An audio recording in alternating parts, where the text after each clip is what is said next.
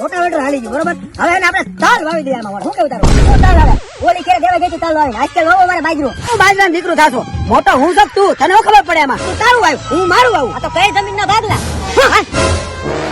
મોટા દાર તો મારા ભાગમાં રહે હો. હવે નાનકા જવા દે, દાર રે મારા ભાગમાં.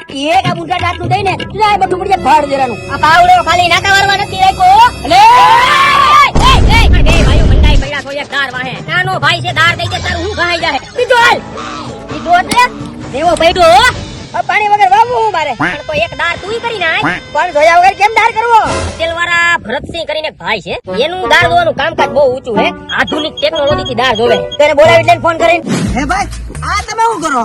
તો ભાઈ આ મશીન હર પકડવાનું કામ કરે છે. એલા એ તું દાર જોવા લઈ આવ્યો, હરપ પકડવા લઈ આવ્યો? હરપ લઈ હર પાણીના હર હોય ને એટલે આ ગધના ખેતરમાં શું કરે છે?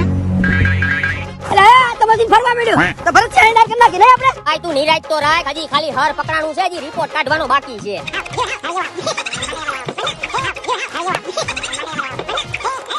રિપોર્ટ બની ગયો છે.